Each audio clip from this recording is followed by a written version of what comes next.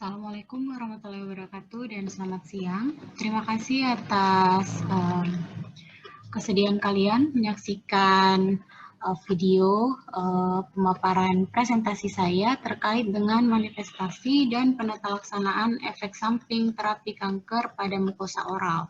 Topik ini saya bawakan sebagai salah satu materi dalam blog penyakit jaringan lunak 1 dari Departemen Ilmu Penyakit Mulut, Fakultas Kedokteran Gigi, Universitas Hasanuddin tahun 2020.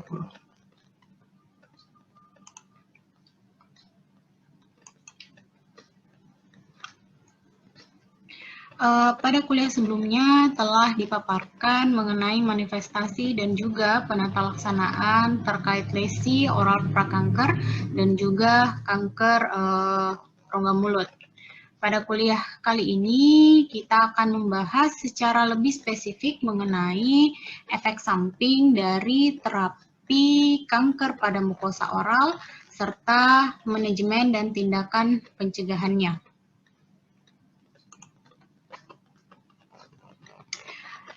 Terapi dari kanker secara umum terbagi atas 3. Ada radioterapi, kemoterapi, dan juga tindakan pembedahan. Komplikasi oralnya sendiri dari radioterapi, khususnya pada radioterapi area kepala dan leher, dapat bermanifestasi sebagai rasa nyeri, mukositis, hiposalivasi, oral kandidiasis, dental karies, sialadenitis, osteoradionekrosis, dan juga fibrosis.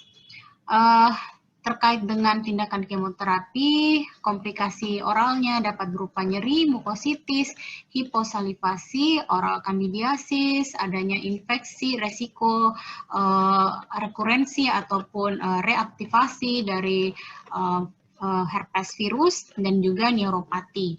Sedangkan tindakan pembedahan pada terapi kanker juga dapat ditemui komplikasi berupa rasa nyeri, neuropati, kemudian ada gangguan pada kemampuan untuk berbicara, menelan, kemudian pada eksisi atau sayatan yang luas dapat meninggalkan jaringan parut, kemudian dapat menyebabkan terjadinya perdarahan, adanya juga gangguan pada glandula saliva jika melibatkan area tersebut.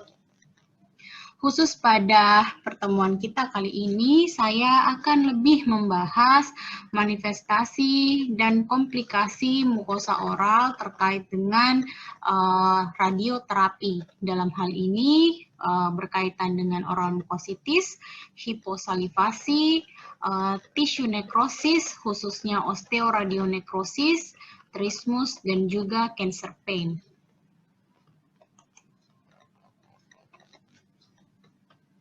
Secara umum, pada terapi kanker, khususnya pada terapi radiasi, sinar X akan memicu kematian sel tumor serta kematian sel lain yang dilaluinya. Akan tetapi, radiasi ini juga dapat mempengaruhi sel atau jaringan tubuh lainnya secara tidak langsung, di mana radioterapi sinar X secara tidak langsung dapat menyebabkan terjadinya ionisasi, di mana ionisasi sinar X ini yang terjadi pada DNA akan memicu terjadinya produksi radikal bebas oleh elektron-elektron sekunder yang dipancarkan oleh sinar X tersebut. Hal ini kemudian menginisiasi kematian sel mitosis akibat dari radikal bebas, kemudian menyebabkan kerusakan DNA, putusnya ikatan silang dari protein DNA. Hal ini menyebabkan ketidakmampuan sel untuk memperbaiki diri, sehingga memicu sel ini bertransformasi menjadi ganas. Yang seharusnya beberapa sel mengalami kematian yang terjadwal atau disebut sebagai apoptosis, namun karena kerusakan dari DNA yang ada yang disebabkan oleh terapi radiasi ini menyebabkan adanya sel yang seharusnya memiliki waktu hidup tertentu menjadi memiliki waktu hidup yang lebih panjang. Hal ini yang kemudian juga menyebabkan terjadinya resiko transformasi keganasan pada suatu sel.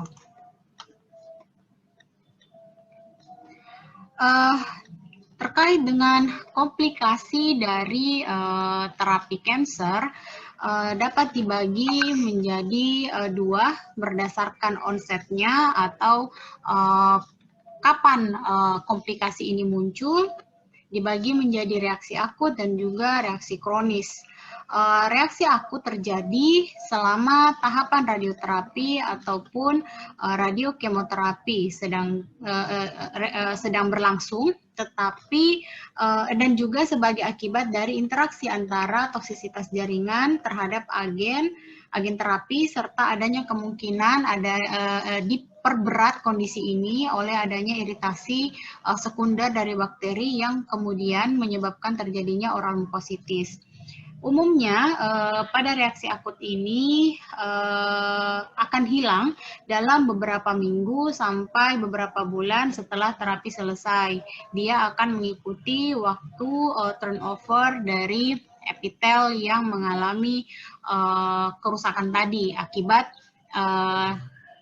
radiasi yang dilakukan.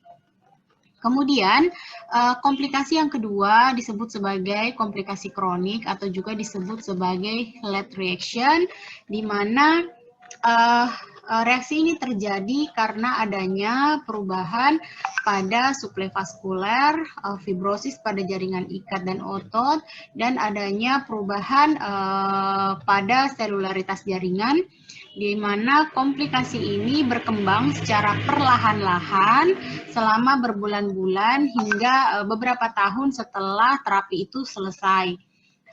Efek kronis pada mukosa dapat termasuk dalam terjadinya atrofi epitel, adanya perubahan vaskularisasi, dan juga dapat menyebabkan mukosa menjadi atrofi dan juga menjadi lebih sensitif.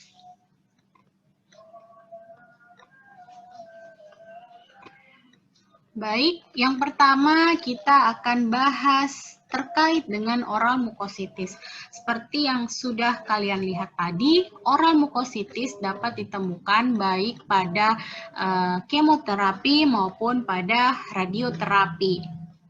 Pada kemoterapi sendiri, dosis standar dikaitkan dengan adanya perkiraan risiko 40% dari semua tingkat mukositis. Jadi maksudnya risiko dari oral mukositis ini timbul pada 40% terapi dengan kemoterapi. Semakin tinggi dosis agen kemoterapinya, maka akan semakin besar risiko mukositis yang ditimbulkan.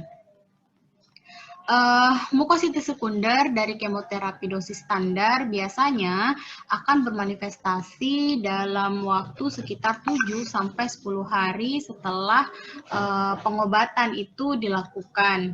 Gejala umumnya akan hilang dalam waktu 1 hingga 2 minggu setelah terapi yang akan mengikuti masa turnover epitel mukosa dalam hal ini.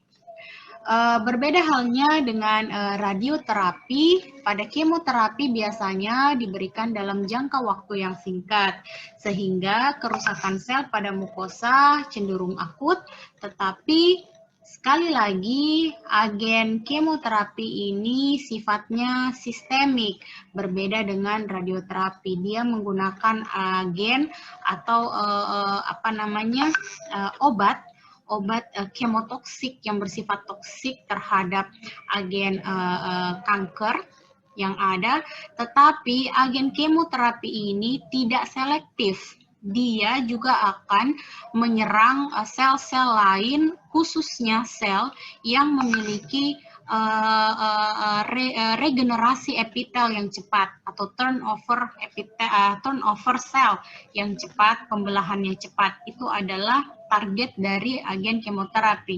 Itulah kenapa salah satu efek samping dari kemoterapi kita bisa lihat rambut menjadi rontok, kulit menjadi lebih gelap, lebih kusam, karena salah satu sel yang memiliki tingkat regenerasi yang cepat adalah sel rambut dan juga sel kulit. Demikian juga dengan sel darah.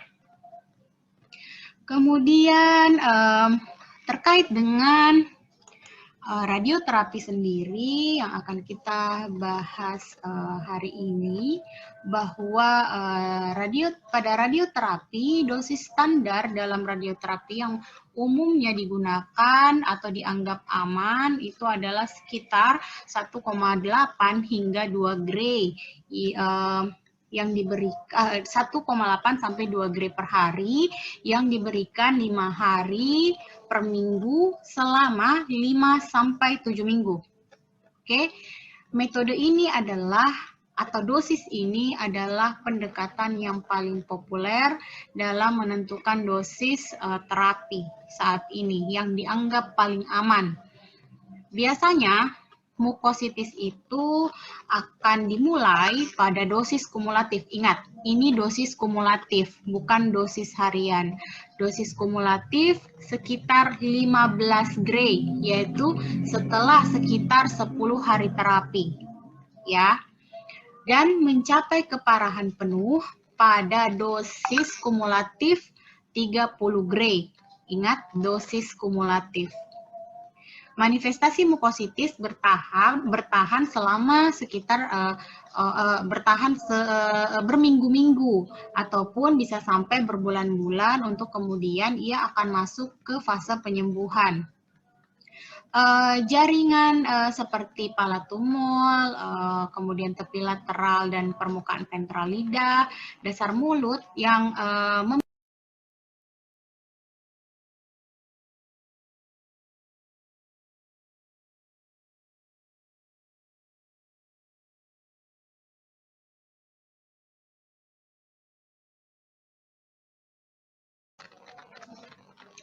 baik, kita lanjut.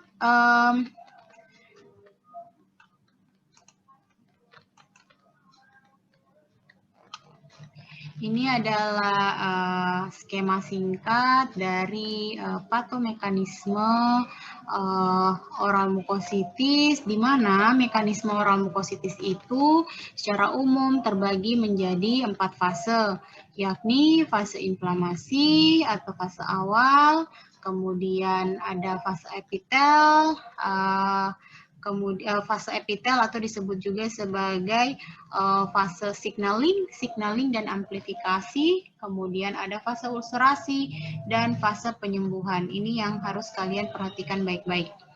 Pada fase inflamasi atau fase 1, cedera jaringan yang diinduksi oleh pancaran radiasi ini akan menyebabkan pelepasan sitokin inflamasi seperti interleukin 1B, prostaglandin, dan juga tumor necrotic factor alpha atau TNF alpha dari sel jaringan epitel, ada endovaskuler, dan juga dari jaringan ikat tentunya.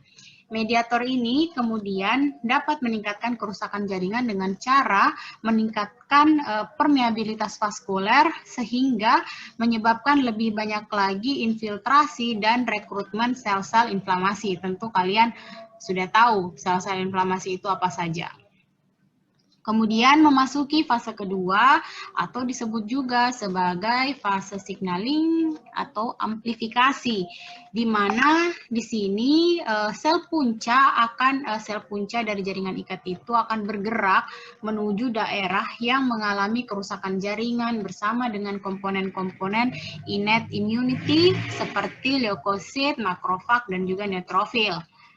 Di sisi lain, dapat juga ditemukan peranan dari sitokin antiinflamasi seperti interleukin 10 dan 11 biasanya, yang fungsinya ini adalah untuk meminimalisir terjadinya cedera pada jaringan yang disebabkan oleh pancaran radiasi tadi.